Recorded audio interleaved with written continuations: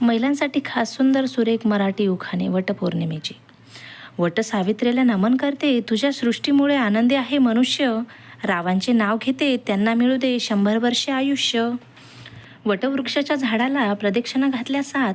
रावांचे नाव घेते, आपल्या सर्वांचे असू दे आमच्यावर आशीर्वादाचे हात. यंदाची वटपौर्णिमेची तारीख आहे 29 जून. रावांचे नाव घेते, आहे यांची सून. वटपौर्णिमेच्या दिवशी असते फणसाची खूप मागणी.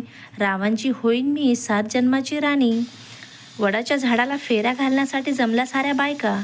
रावांचे नाव घेते, आता सर्वजण ऐका. पोथीपुराणे वाचून बोध होतो मनाला. रावांचे नाव घेते वटसावित्रीच्या सणाला. वडाची फांदी लावून करते मी वृक्षारोपण. रावांच्या संगतीने करेन मी कुटुंबाचे संगोपन. देवच बनवतो 7 जन्माची गाठ. रावांच्या दीर्घ आयुष्यासाठी वडाला फेरदे मारते मी 108. सण आहे आज वटपौर्णिमेचा. रावांसोबत असा संसार राहू दे सुखाचा.